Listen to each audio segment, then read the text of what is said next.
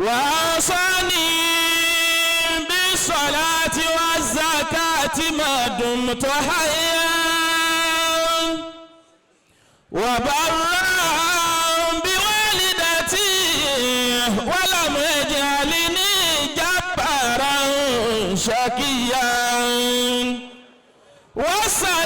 والسلام علي يوم ولدت ويوم أموت ويوم أبعث حيا أيا من كلما نودي أجابه.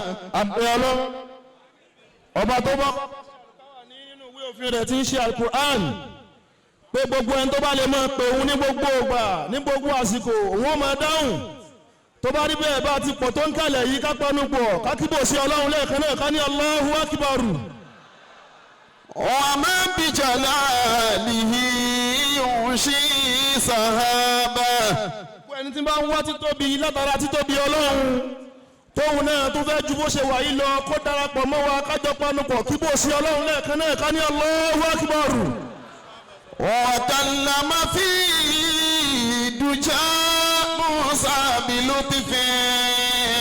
nínú sẹ́ẹ̀sì ọba táǹkì yìí òun lèyí tó ṣe fún ànábì Musa Ọlọ́run sún ànábì Musa mọ́ra rẹ̀ ń gbóhùn Ọlọ́run ń gbóhùn rẹ̀ wọ́n jọ ń gbóhùn ara wọn. كلاما ثم ألهمه الخطابا. ìtọ́lọ́run fi torí ẹ̀ ṣe bẹ́ẹ̀ òun náà ní pọ́lọ́ fẹ́ràn ànábì Musa ó fẹ́ ránṣẹ́ ńláńlá sí èyàn ńláńlá sí jọ ńláńlá irú iṣẹ́ tó náà ànábì Musa ló rán àwọn àlùfáà wa ọba tó kún ànábì Musa lákùnbá kún àwọn àlùfáà wa náà. أيا من رد يوسف بعد بعد. Ọlọ́run abẹ́ ọ́ àfọládùnú ọjọ́ kìíní àná tó dá padà láàrin bàbá àtọmọ ànábì Yakubu àtànábì Yusufu lẹ́yìn ọdún pẹ́hàn tó ń ṣàfẹ́kù ara wọn fi bẹ̀ ọ́. وكان أبوه ينتهب انتهابا. kó tó ṣe fáwọn àlùfáà wa lóore ní nǹkan àdùnnú tí wọ́n ń dúpẹ́ nílé rí zọ́ọ̀hìrán wà bá ti lọ́dọ̀ dákúmọ́ fọwọ́ bàjẹ́ kẹ̀ láéláé. أيا من خص أحمد واصطفاه. Ọlọ́run abẹ́ ọ́ àfọláwọ̀ ga oore èyí tó ṣe fún ànábì wa Muhammad tó ṣe fẹ́ nìkan síwájú rẹ̀ àti lẹ́yìn rẹ̀ àfi bẹ̀ ọ́. وآتاه الرسالة والكتاب.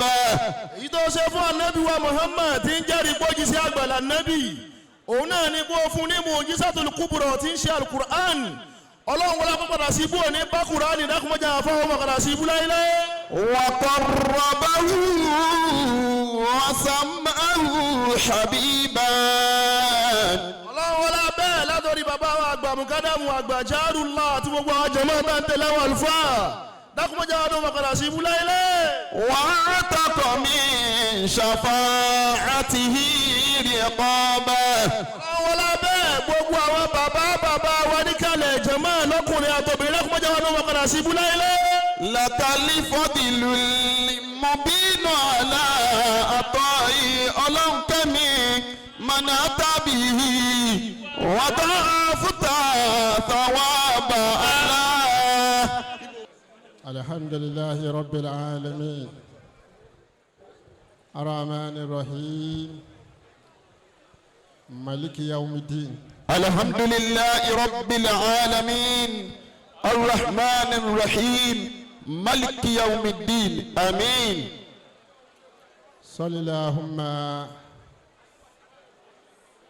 وبارك عليه صلى الله عليه وسلم وعلى آله وصحبه وسلم. صل اللهم وبارك عليه وعلى أهله وأصحابه وسلم آمين. adúpẹ́ fún Ọlọ́run. alhamdulillah. ìkẹ́ Ọlọ́run àti ìgẹ́ rẹ̀ Ọlọ́run ṣàlékún rẹ̀ fún Ànábì wa Muhammad. sallallahu alayhi wa sallam. àwọn ẹni rere tó bá Ànábì ṣiṣẹ́ Ọlọ́run bá ṣàlékún kẹ́ wọn. àmín ya Allah. àwọn tó júwe bẹ́ẹ̀ fún wa ní ilẹ̀ ìlú Ìlọrin bàbá wa àgbà Sheikh alim. rahimahullahu ta'ala amin. bàbá wa àgbà Tajul Adad. rahimahullahu ta'ala amin. bàbá wa àgbà Tajul Mumin. rahimahullahu ta'ala amin. bàbá wa àgbà Lágbàjì. rahimahullahu ta'ala amin. bàbá wa Tẹ́bíṣe. rahimahullahu ta'ala amin. bàbá wa Alhaji àgbà. rahimahullahu ta'ala amin. bàbá wa àgbà Níṣòro. rahimahullahu ta'ala amin. bàbá wa àgbà Lágége. rahimahullahu ta'ala amin. bàbá wa àgbà Rigidoma. rahimahullahu ta'ala amin. tó fi wá sọ̀kalẹ̀ sórí bàbá wa àgbà ẹni rí tó lọ. rahimahumullahu ta'ala ajma'in amin. tọ́lọ́run fi iṣẹ́ wọn tó fi sọ ìjókòó ìdí ẹ̀tọ́ fún wọn lẹ́nu. yakumullah. Allahumma sábà sàlékún kẹ́ wọn. amina ya Allah. mo wá padà sí kalẹ̀ ìdúró mi yìí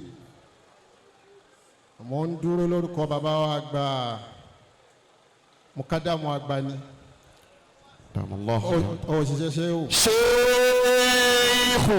wí dáadáa. ṣéhù. wí dáadáa. ṣéhù. bí àwọn àgbàlagbà bá sọ̀rọ̀ ọmọ rí ọmọ wa tẹ̀lé ọ̀rọ̀ tán bá sọ. àmọ́ ńgbà tí àṣẹ ti wá ń bi táṣẹ wà wọ́n ní kémi ó mú aṣọ tí mo mú dání tán fún mi pé kí n fi gbọ́n ẹni táwọn àgbàlagbà ó gba ibẹ̀ kọjá. irú jòkó tó bá rí báyìí azal maqamu lazi ya'aru fihi al-fa'amu wa yafratu al-wa'amu wa tatabayyanu qimatu al-marhi ويسبر جور العقل ويدتر صاحبه إلى أن يكون كاتب لي. حياكم الله. ẹni a ní ó lọ forú sẹ́gi tá a fi dáná wa yóò já tútù mọ́ o ẹ fèrè jì mí. mo kí ìkàlẹ̀ bàbá wa ìmáàmù àgbà. kò sọ́mọ Ìlọrin ní. ṣéèkù. ẹjọ́ wọn mọ̀ pé wọn ò rẹ́ tiwa wá bí. ṣéèkù. wallahu ya'simuka minan nas la takhafu darakan wala takhsha wala hawla wala quwwata illa billahi al-aliyyil azim. bàbá mi àgbà nímọ̀lẹ́. ṣéèkù. ṣéèkù. شيخ والله يعصمك من الناس لا تخاف دركا ولا تخشى ولا حول ولا قوة إلا بالله العلي العظيم. ọ̀rọ̀ tí mo ń sọ yìí àti bí n ti sọ nídúró bàbá mi àgbàlagbà jì ni. yakumullah. a máa sọ pé bàbá àgbà nímọ̀lẹ́ làkọ́dí sídìtà. ashadaru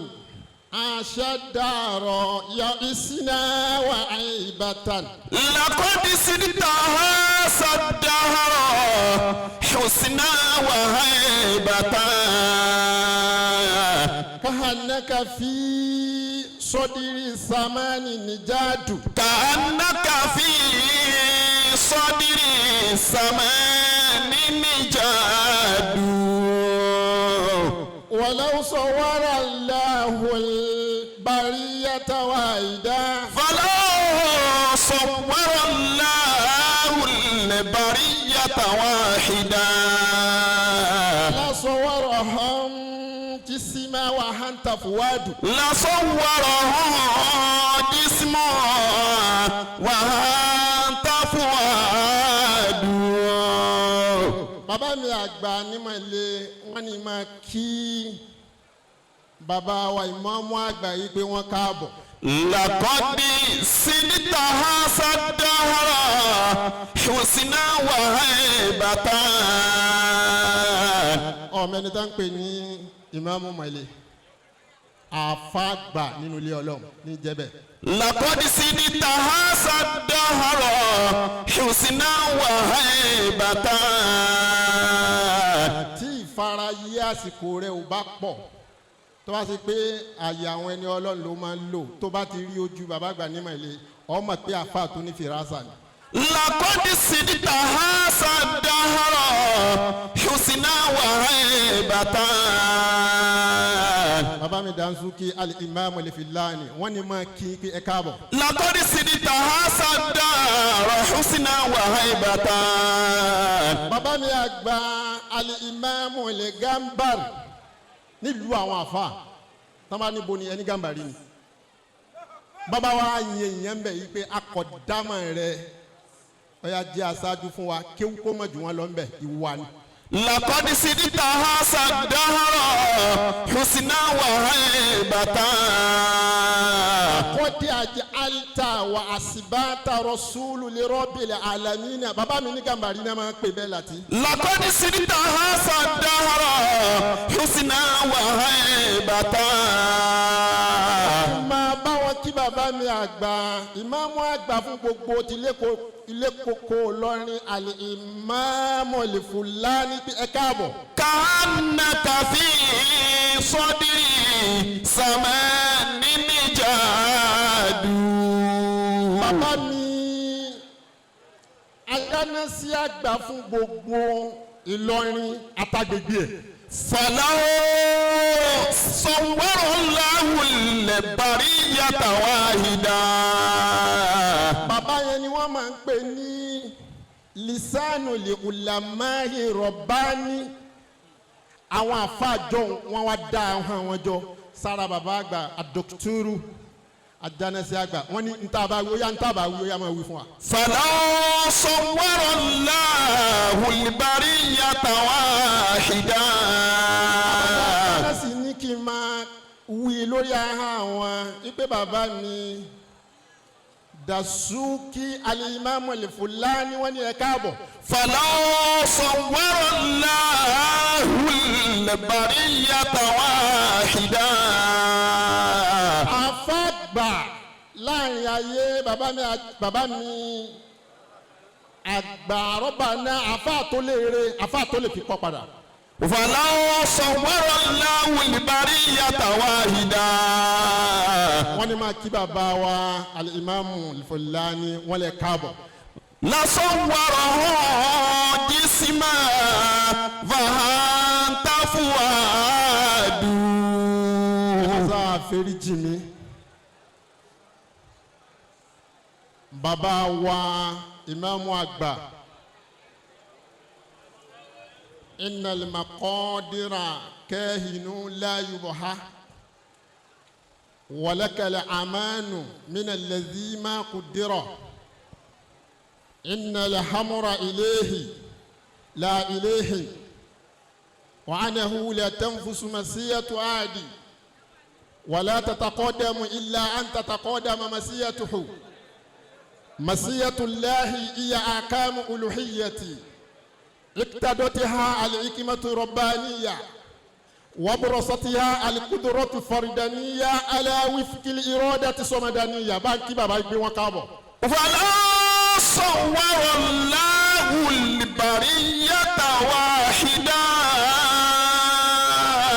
abalagba jí ní kí pé ẹ káàbọ̀ sílé yín. lasawwarahu jisma fahanta fuadu. bàbá mi àgbà agbárí gidi wọn wọ́n ní ẹ káàbọ̀ wọ́n lẹ́rẹ̀ẹ́ mi lò. lasawwarahu jisma fahanta fuadu. a máa ń pè Ìlọrin ní kiblatul ilmi àwọn tí wọ́n dojú kọ ni. mo wá fi gbogbo àwọn àgbàlagbà wa tí mo dákọ̀ yìí mo fi kí ẹ̀yin bàbá téèyàn ò gbọ́dọ̀ mọ́ kí níbi tí mo kọjú sí yìí ẹ dákun ẹ má ṣàforíjì. adamallahu hayatahum. success ta ni kí n dákọ̀ ta ni mọ́ dákọ̀. adamallahu hayatahum wa dawlatahum amin. àmọ́ tó bá ṣe pé inú èrè ṣé wàá ní mi láti ń jẹ ẹ bá ń wí bẹ́ẹ̀ lẹ́ẹ̀kan pé Sheikh.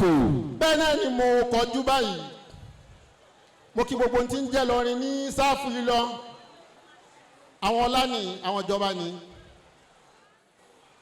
ó kí yín púpọ̀ ẹ kú iṣẹ́ ìlú.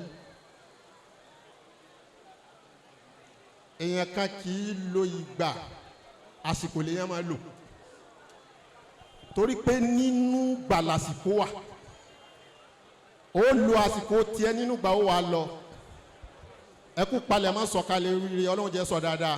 àmín ya Allahu.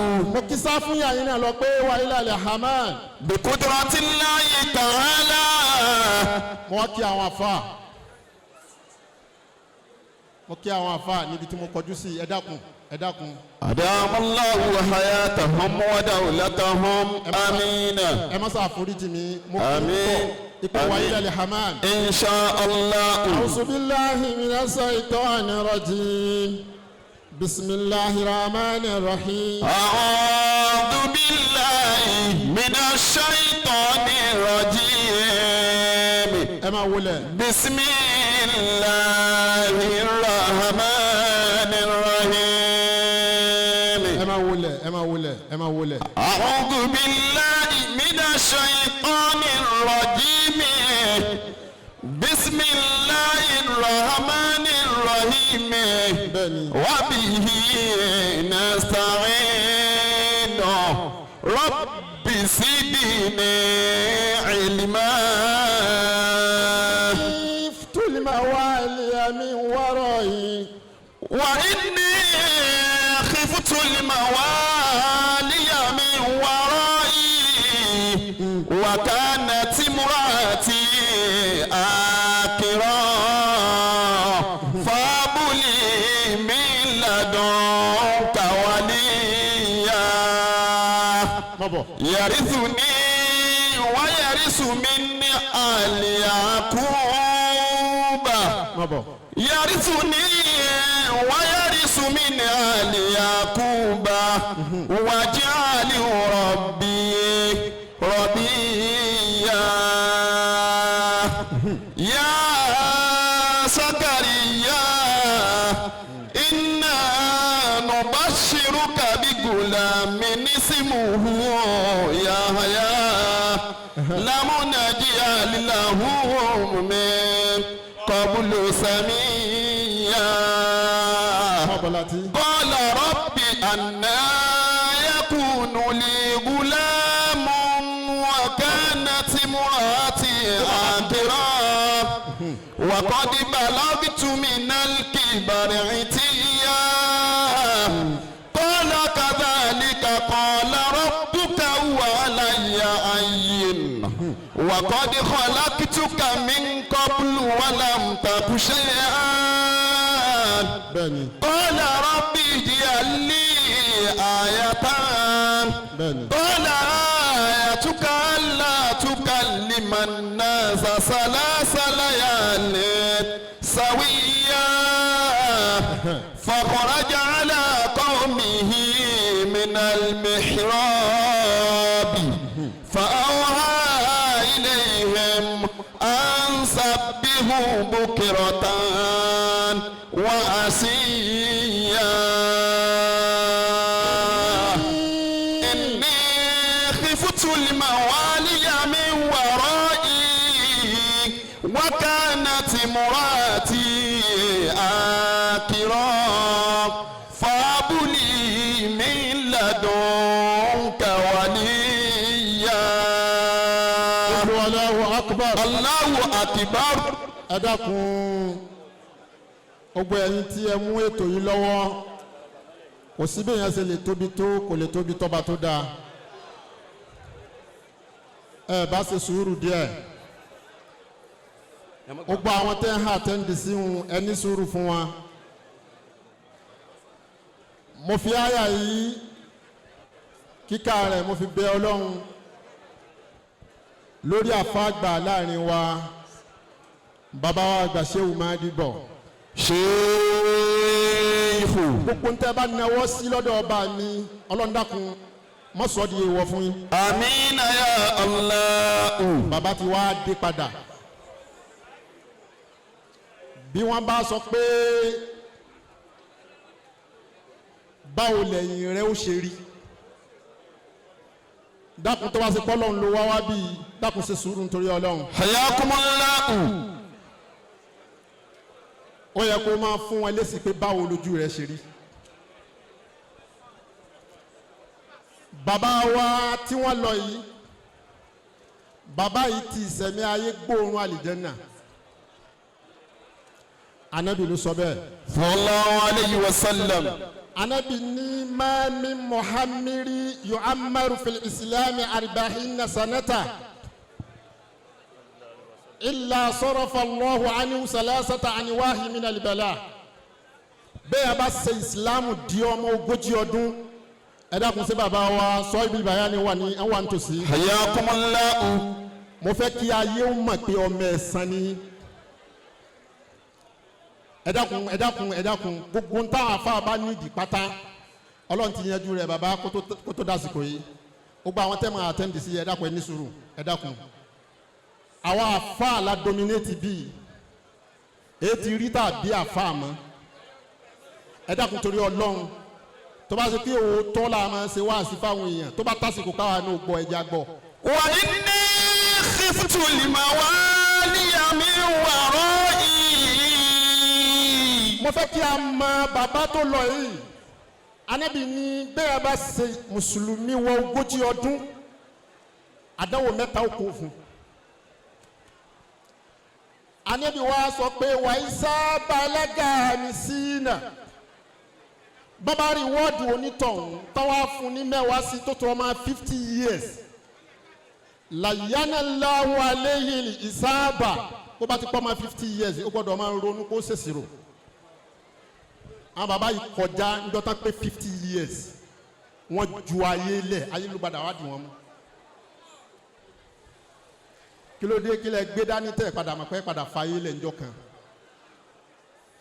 Ànábì wa ní wa Ìsá balaga sitina. sallallahu alayhi wa sallam. bọ́lá ń bá tún wá rí wọ́ọ̀dì ẹ̀ padà tó tún di ọmọ 60 years tó fún ní mẹ́wàá sí i. Razaqahullahu al-inabata bima yuhibbu. a sọ di ẹ̀sà yóò máa ṣiṣẹ́ ẹ̀sà bó bá pọ́ ọmọ 100 ọdún tá a mọ̀ pé 60 ni àbí sọ́rí 60 bẹ́ẹ̀ ni a máa wá wò pé àmì jẹ́ ni Ọlọ́run gbọ́dọ̀ wà lára ẹ̀ ó gbọ́dọ̀ pé ọmọ 60 years kó tó máa tẹ nǹkan mẹ́lẹ̀ mọ́. àwọn bàbá yìí pé ọmọ 60 years wọ́n á tẹ nǹkan ní nǹkan mẹ́lẹ̀ Ọlọ́run wa sọ pé yín kì í ọkọ tó kúrò láyé èèyàn lásán ìbírú yín. ṣé bàbá la wá pé tí ń bí ni àbọ̀mọ̀ kó wá obìnrin rẹ̀ ṣé ọmọ la wá pé tí ni àbí bàbá. Ànábì wa ni wa Ìsá balaga sabu'ina tọ́mọ́tún wá fún ní mẹ́wàá sí i tó dọ̀mọ́ 70 abahu lọ́hù wà abahu alu samahi Ọlọ́run fúnra rẹ̀ ọmọ bùkátà rẹ̀ tó bá ti pọ́ ọmọ 70 years àwọn bàbá tó bí ẹ̀yìn wọ́n kọjá ní under 70 years wọ́n di olólùfẹ́ Ọlọ́run. ọjọ́ orí lásán ló ń gbé kí kò wúlò rárá.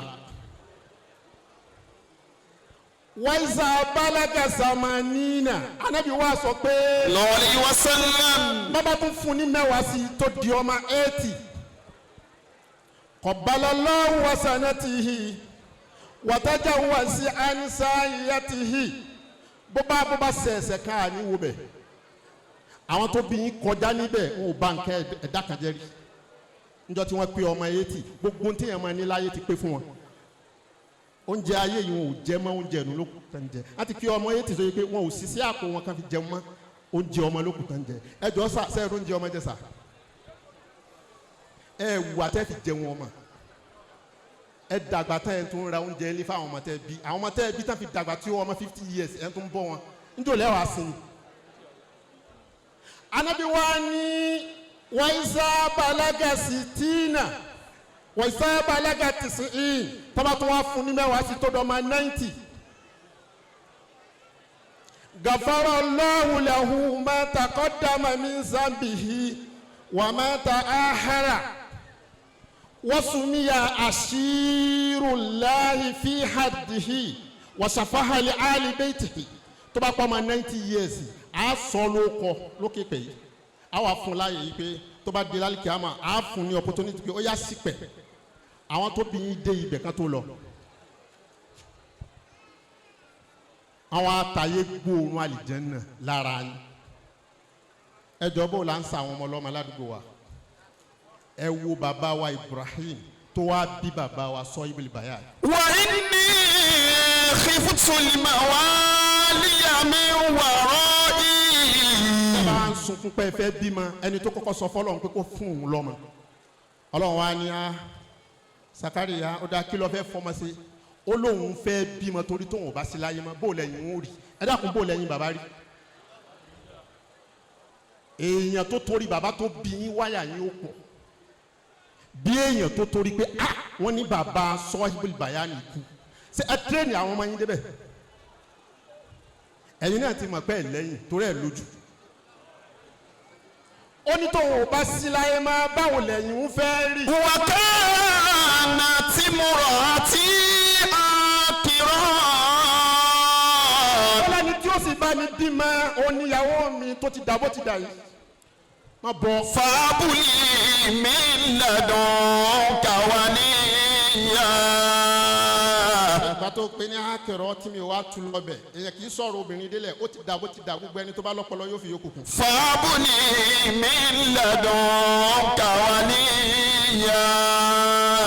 fún mi lọ́mọ tó bá wá fún mi lọ́mọ fa abùlí min ladunka hayakumullahu. àárín àwọn afáàní mo wà min ladunka waliyan ó ní fún mi lọ́rẹ̀ẹ́ mi ibi tí wọ́n ti bí bàbá tó bí ẹ fi rí jìnnì àná fún mi lọ tọ́lọ̀ wọn á fi ẹ̀yìn sí ẹ̀sán agboolé ní agboolé mímọ́ ni kí ló dé ẹ̀yìn àfa tí àwọn ọmọ yín ó sọ̀rọ̀ ẹ̀yìn mọ́ ẹ jẹ́ n sọ fún yín kò síṣẹ́ tó mọ̀ lọ́rin lè ṣe tó bá tí ò bá ti bá wọn ṣiṣẹ́ àwọn bàbá tán ṣe ń lé wọn tó bá parí sẹ́wọ̀n ń bọ̀ wá bẹ́ẹ̀ ọ̀rẹ́ bàbá lẹ jẹ́ pàtẹ́ dé stage kan ẹ dọwọ́ wọn ẹ dojú wọn olólùwọ́n tó bá fẹ́ fún mi lọ́mọ ọ̀rẹ́ mi ni ó fún mi. yarisuni wa yarisu min ali yaquba. fún mi ní ọ̀rẹ́ mi ọmọ tí ó lè jogún mi tí ó sì lè mọ tí ń dààmú fámìlì mi ẹ ti di bàbá látọjú bàbá torí kí ni. waj'alhu rabbi radiya. fún mi lọ́mọ náà waj'alhu rabbi radiya. sí ọmọ mi lọ́mọ yọnu yàtọ̀ sí kó wé ọsẹ yọnu bàbá ọmọ yọnu ni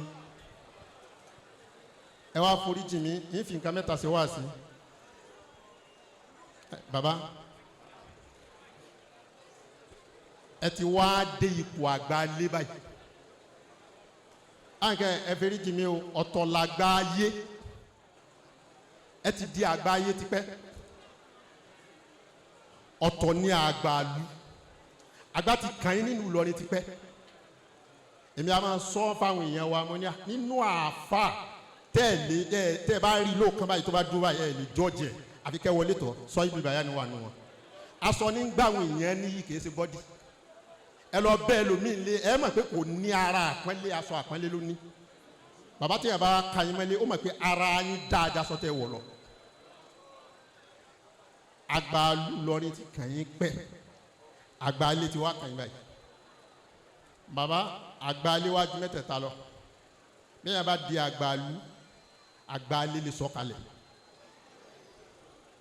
ibi tí wọ́n ti máa bu yín tẹ̀tí ní sọ̀rọ̀ lẹ́dẹ̀ yìí ẹ léèyàn tẹ́ fẹjọ́ sùn mọ́ báyìí ẹ ti di ẹni táwọn yóò máa wá fẹjọ́ sùn nǹkan mẹ́ta náà máa wá kó síwájú àgbà ayé máa kó nǹkan mẹ́ta síwájú àgbà ni wọ́n wá fún lẹ́yọ̀ kan bẹ́ẹ̀ wọ́n gba méjì wọ́n ní tí mo sọ fún ọ tó gbọ́ yìí o gbọ́dọ̀ sọ fẹ́ nìkan kó gbọ́ o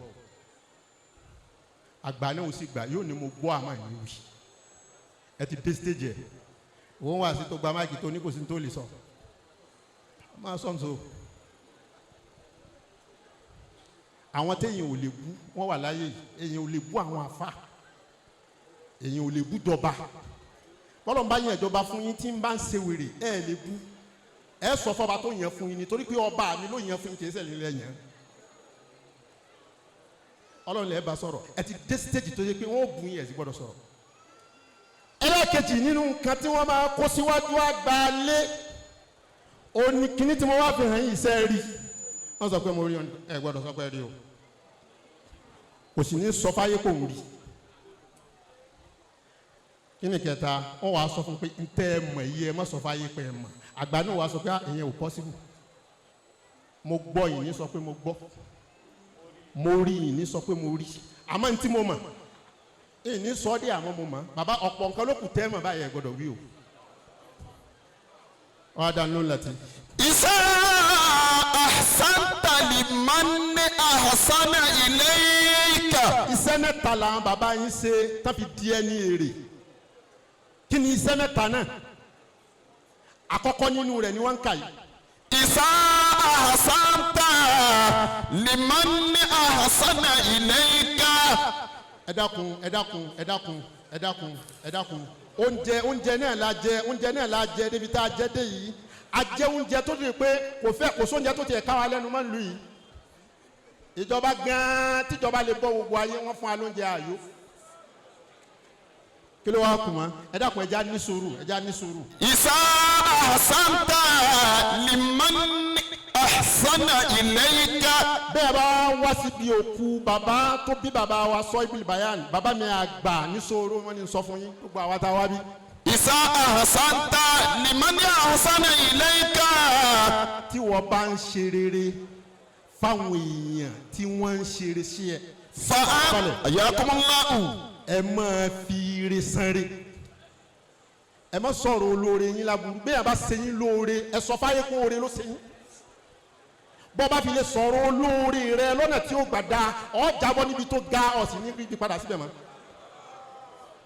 Ẹ máa sọ̀rọ̀ olóore dáadáa. Àwọn anígbèyàn bá lè sọ̀rọ̀ olóore dáadáa tó fi ire sanre. Fa'anta al-barrul wafiyyu. Bàbá ẹ̀yin ti fi ire sanre báyìí. Àwọn tó bí yín wọ́n làwọn fẹ́ kẹ́ ẹ kéwú. Ẹ wá mọ̀ jù wọn lọ, ẹ wá káàkiri ayé. Ibi tí wọ́n yìí ti mọ àwọn àgbàlagbà tó bí wa nínú agboolé yìí wọ́n mọ̀ yín bẹ̀. Ó túmọ̀ sí pé antal barul wafiyyu. Ẹ di ẹni ire pátápátá tó pé. Bọ́ba lè fi ire sanre ẹni ire tó pé yẹn lákọ̀ọ́kọ́. Wa isa ahsanta liman lam yuhsin ilayka. Ẹlẹ́ẹ̀kejì bí wọ́n bá lè ṣe dáadáa fẹ́ni tí kì í ṣe dáadáa sí ẹ. Bàbá yẹn ti dé stage ẹ báyìí. Ẹ máa kí àwọn tí kì í kí i. Bàbá mi àgbà Dr. Ajanesi. Adamallahu hayatahu. Tá a sin ya bàbá padà. Mo wá gbà yọ̀ǹda lọ́wọ́ bàbá wa Sultan Ilwasin. Mo wá sin bàbá lọ lé bàbá Ajanesi. Bàbá wa ń kí àwọn èèyàn ládùúgbò. Bẹ́ẹ̀ kọ́ bàbá mi kádàm. Bàbá yẹn fẹ́lẹ́ jì mí. Wọ́n á sọ fún bàbá mi kádàm pé ọkọ̀ ya wa ní kí àwọn tá ń kí mi gan an tó bẹ̀ kẹ́ pàdé wa kẹ́ kí wa bí bàbá ti ń kí wọn. Ajásí pé ládùúgbò ẹ ní èèyàn máa sọ̀kalẹ̀. Bàbá àmì Sultan Ilwasin tẹ́ ẹ bá dé agboolé yẹn lómi ò ní pè yín bẹ́ẹ̀ ẹ fẹ́rí jì mí ní tí ó wù ní pé Túndé. Ànkẹ́ ó fẹ́ tọ́ yín ni. Ẹ ti wá dé stage tẹ̀lé yẹn tẹ́ fẹjọ́ ẹ̀sùn. Wọ́n ní tẹ́yà bá lè ṣeré fẹ́ni tí ò ṣeré fún ni. Fa'antal karimul khafiyyu. Bàbá ẹ ti da alápẹ̀lẹ̀ yẹn ẹlẹ́ẹ̀kejì nu. Ìkẹta ń bẹ. Wa isa ahsanta liman asaa ilayka. Ìyẹn ló wá burú jù. Isa ahsanta liman asaa ilayka. Báwo lẹ́ẹ̀ ti máa ṣe rere fáwọn tá ń ṣe bí fún yín. Ògbẹ́ yín tẹ́ lágbára kò sẹ́ni tí ó bí agbára yín lulẹ̀ ẹbí yín ni. Bọ́lọ̀ ń bá yín ẹbí rẹ tì ọ́ ní ológogoro èèyàn ṣe pẹ̀lẹ́pẹ̀lẹ́ pẹ̀lú ẹni má parẹ́ o. Torí tó o bá parẹ́ yóò kàn ọ́ yóò kàn mẹ́. Ìwọ Ọlọ́run ò rán sí pẹ̀lú oore, Ọlọ́run rán sí àwọn ọmọ rẹ pẹ̀lú oore. Ẹlòmíì ó bá àwọn tó bí yẹn jà ni. Àmọ́ tán bá lọ tán tọ́lọ́run bá gbé yẹn dìde yóò wá sọ yẹn dọ̀rẹ́. Àwa alábàá bàbá rẹ sọ̀tá. Àmọ́ wọ akọ̀. Èèyàn bá bàbá rẹ sí lọ́nà tí ó gbàdá bàbá rẹ fi wá kú. Wọ́n náà wá sọ pé ẹjọ́ tí ẹsẹ̀ kan bọ̀ sókè. Àwọn parẹ́ báwọn. Bàbá ìkẹta nu ni Ọlọ́run jẹ́ ẹjọ́ lópẹ́ o. Ọlọ́run dákun jẹ́ pẹ́ ń bẹ̀. Bàbá Burahima Ọlọ́run kẹ́ wọn. Ọlọ́run kẹ́ wọn. Àlìjánnà ni ó fi wọ́n sí. Ní ó fi wọ́n sí. Ọlọ́run máa fi wọ́n sínú náà Jahannama ẹni rẹ̀ ni wọ́n fi sáyé lọ. Àmín Sheikh wọ́n ti Ọlọ́run kẹwàá àlìjánnà ni ó fi wọ́n sí inú náà jahannama ìsáré ni wọ́n gbáyé wọn sí ọmọ rẹ̀ ni wọ́n fi sáyé lọ.